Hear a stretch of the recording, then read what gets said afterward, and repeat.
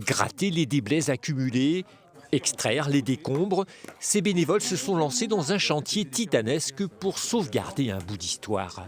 Le premier travail, c'est de dégager tous les gravats qui sont tombés des étages, de la toiture.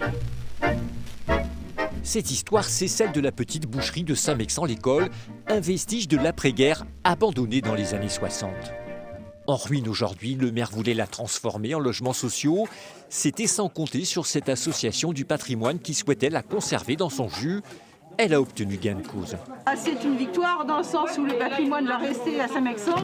L'affaire était pourtant loin d'être gagnée, mais la découverte de cette peinture murale il y a quelques mois a changé la donne. Cette peinture nous montre le Christ enfant qui porte son humble crucifère ici. Vous voyez, il y a la forme de la croix. Et ça a une valeur exceptionnelle puisque nous avons ici une des rares peintures du secteur, même de la région, qui date du XVe siècle dans un milieu non religieux, c'est-à-dire que nous sommes dans un bâtiment civil. L'association a donc racheté l'ensemble du site, une opération à moins de 100 000 €, travaux compris.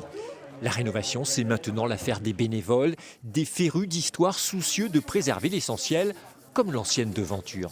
On essaye de la restaurer complètement de façon à lui redonner un petit éclat sans la repeindre complètement. Quand j'étais petit, j'allais à l'école là-haut et je passais dans cette rue.